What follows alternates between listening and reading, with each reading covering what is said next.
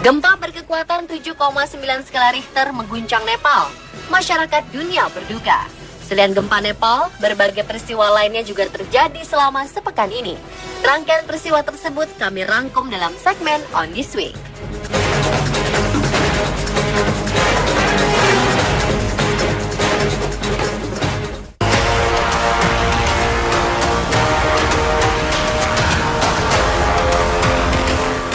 Gempa dahsyat menerjang Nepal beberapa hari lalu. Akibatnya gedung-gedung dan bangunan runtuh, serta beberapa orang menjadi korban dan terluka. Menara bersejarah Dharahara, yang juga dikenal sebagai Menara Bhimsen, yang terletak di ibu kota Nepal, Kathmandu pun roboh, diguncang gempa berkekuatan 7,9 skala Richter tersebut. Sejauh ini temukan 2 korban jiwa di reruntuhan objek wisata terkenal tersebut. Pihak berwajib belum memastikan berapa banyak pengunjung menara yang dibangun pada 1832 itu ketika gempa terjadi. Menurut laporan, setidaknya diperkirakan 400 orang terjebak di sana. Menurut catatan terakhir ketika berita ini dibuat, korban tewas mencapai 1.341 orang. 630 diantaranya ditemukan di lembah Kathmandu dan 300 lainnya di pusat kota. Sisanya ditemukan tersebar di berbagai daerah. Korban tewas juga ditemukan di India sebanyak 34 orang, Tibet 2 orang, dan di perbatasan Nepal dan Tiongkok 2 orang. Ini adalah gempa bumi yang sangat dahsyat di wilayah berpopulasi padat dengan infrastruktur yang telah rusak akibat gempa-gempa sebelumnya. Selain korban jiwa, banyak penduduk yang mengalami luka akibat terkena puing bangunan dan mendapatkan perawatan. Gempa dahsyat terakhir di Nepal terjadi di tahun 1934, yaitu berkekuatan 8 skala Richter dan menewaskan 16.000 orang.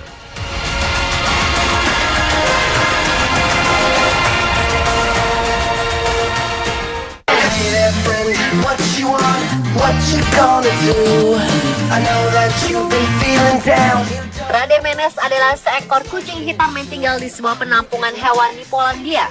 Setiap hari, kucing ini membantu orang-orang di sana untuk merawat hewan-hewan yang sakit, layaknya seorang suster. Rademenes sendiri datang ke tempat penampungan tersebut dalam keadaan sakit. Ia terkena infeksi pernapasan dan nyaris mati.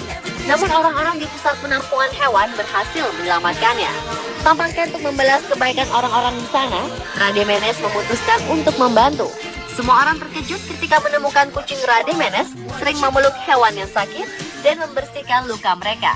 Ia sering terlihat menemani hewan-hewan yang sakit, memeluk mereka, bahkan menjelati luka mereka untuk membersihkannya.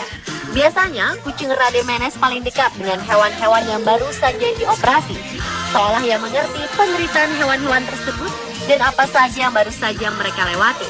Berkat jasanya, orang-orang di penampungan hewan menyebut kucing ini sebagai salah satu suster mereka.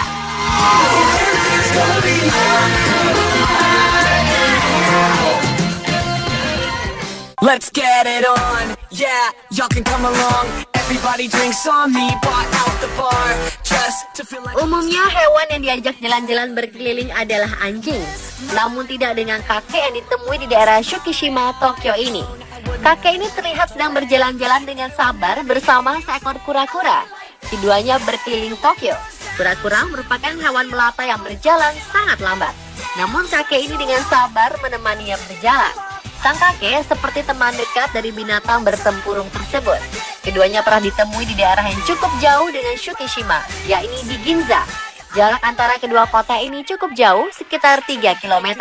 Jika memang keduanya berjalan kaki dari Ginza menuju Shukishima, maka ini merupakan hal yang sangat luar biasa.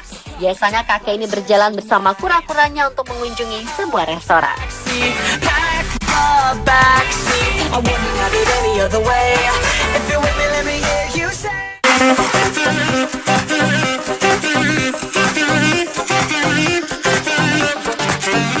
Para pengendara di sebuah jalan Skotlandia dihebohkan dengan aksi seorang anjing border collie yang mengendarai sebuah traktor mini sendirian. Anjing ini mengemudikan traktor mini dari lapangan peternakan dan langsung membawa kendaraan itu ke jalan raya. Tentu saja hal ini sangat berbahaya dan menyebabkan kehebohan pemakai jalan.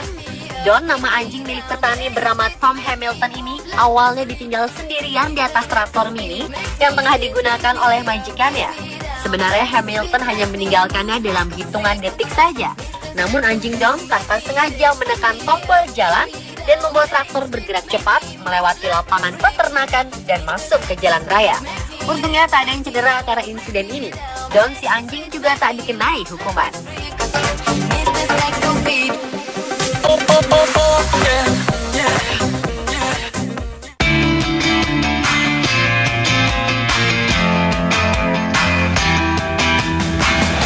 Baru-baru ini Jakarta dan Bandung sukses menjadi tuan rumah dari Konferensi Asia Afrika yang ke-60. Dan ternyata Jakarta tetap digandrungi para delegasi asing, salah satunya berkat kemajuan pembangunan. Walaupun disebut sumpek dan macet, namun para delegasi asing di KAA sangat menikmati kunjungan di Jakarta. Salah satu pengalaman paling berkesan dirasakan oleh delegasi Kementerian Luar Negeri Nigeria, Tenggang Oyama. Dia suka dengan orang Indonesia yang ramah, dan tentunya masakan-masakan Indonesia. Ia mengaku makanan yang disajikan sangat enak.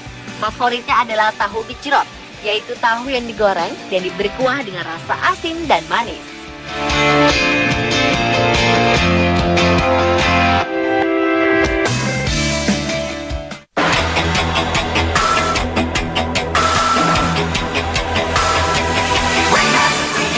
Biksu Buddha bernama Shinjiro Komagai dari kuil Kitakushu, Jepang bersumpah akan menumpas pengemudi mabuk.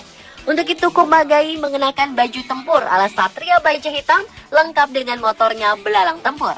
Uniknya, aksi Komagai ini mendapat lisensi dari polisi setempat, sebab dinilai membantu mengurangi angka kecelakaan lalu lintas. Tidak hanya itu, aksi sosial Komagai juga mendapat restu dari biksu kepala di kuilnya. Sang biksu yang juga penggemar satria baja hitam menyumbangkan motornya untuk Komagai. Kamen Rider atau Satria Baja Hitam pertama kali disiarkan di Jepang pada 1971 hingga 1973. Kisah ini semakin populer yang kemudian diadaptasi dalam bentuk komik. Serial ini menggambarkan seorang pria yang bermutasi menjadi cyborg belalang dan melawan organisasi dari luar angkasa. Kisah ini juga digemari oleh anak-anak Indonesia pada masa 90-an. Semoga aksi sang biksu bisa terus mencegah dan mengurangi tingkat kecelakaan di Jepang ya pemirsa.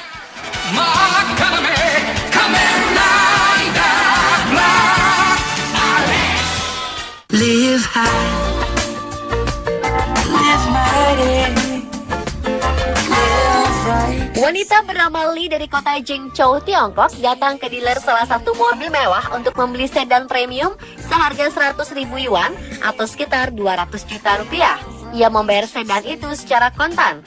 Uniknya, Lee membayarnya dengan uang kertas pecahan 1 yuan sebanyak 100.000 lembar. Dijelaskan, uang yang dibawa wanita ini memiliki berat sekitar 110 kg. Akibat ulah Lee, karyawan dealer tempatnya membeli mobil dibuat repot. Dealer tersebut mengerahkan 20 orang karyawan dan butuh waktu hingga 6 jam untuk menghitung seluruh uang receh yang dibawa Lee.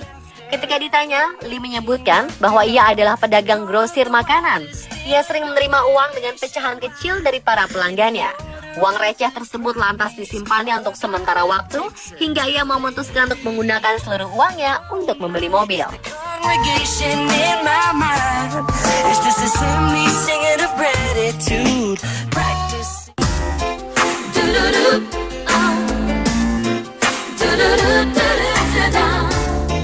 Dua pekerja asing asal India dipuji sebagai pahlawan berkat upaya mereka menyelamatkan seorang balita yang tergantung di pagar pembatas apartemen di Jurong East, Singapura 23 April lalu. Kedua pekerja, Sanmugam Batan dan Muthu Kumar, diberikan penghargaan dan dianugerahi Public Spiritedness Award atas tindakan mereka menyelamatkan balita tersebut. Balita berusia 3 tahun ini ditemukan tergantung dengan kepala tersangkut di antara rel pagar pembatas di halaman unit apartemen lantai 2. Tanpa diperintah, kedua pekerja ini segera naik dengan memanjat sela-sela dinding bangunan untuk membebaskan sang anak sebelum tim penyelamat datang. Berkat kegigihan mereka, akhirnya kepala anak ini berhasil dilepaskan dari pagar. Balita itu pun tidak terluka, kecuali ada bercak merah di wajahnya. Orang tua mereka menolak untuk membawanya ke rumah sakit.